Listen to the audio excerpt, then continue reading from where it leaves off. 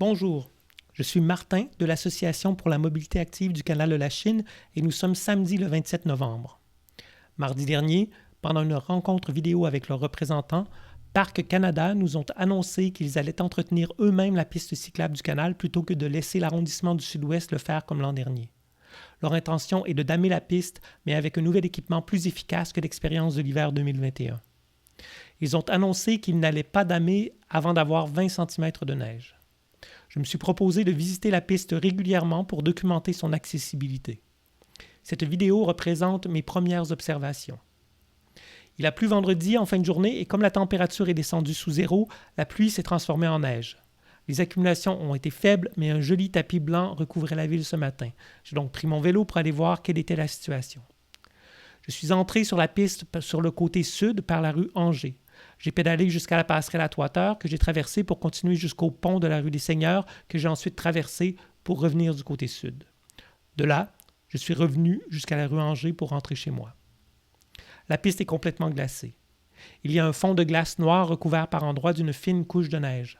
La surface glacée est texturée par les pneus des vélos qui sont passés la nuit dernière.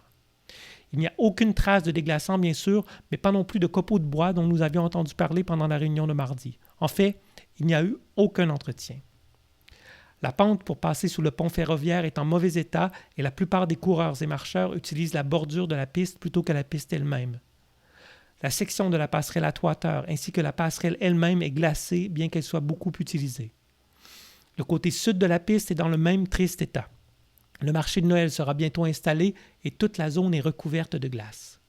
Un peu plus loin, le pont des Seigneurs est toujours particulièrement dangereux dans ces circonstances puisqu'on passe du béton au métal et que le changement de surface surprend les cyclistes. Je sais, j'y suis déjà tombé. La météo nous annonce du soleil et des températures froides jusqu'au milieu de la semaine. La piste restera donc dans cet état pendant au moins 5 jours si rien n'est fait. Daniel Lambert est en train d'écrire à Stephen Guilbeault à propos de la situation. Les gens de Parc Canada nous ont dit que le nouveau ministre de l'Environnement avait accepté leur plan. Comme M. Guilbeault est un ancien cycliste d'hiver de Montréal et qu'il était en train de préparer sa présence à la COP26, on peut imaginer qu'il n'a pas bien saisi les implications du plan de Parc Canada pour les cyclistes. Je vais vous tenir au courant dès que j'aurai des nouvelles. Merci beaucoup et à bientôt.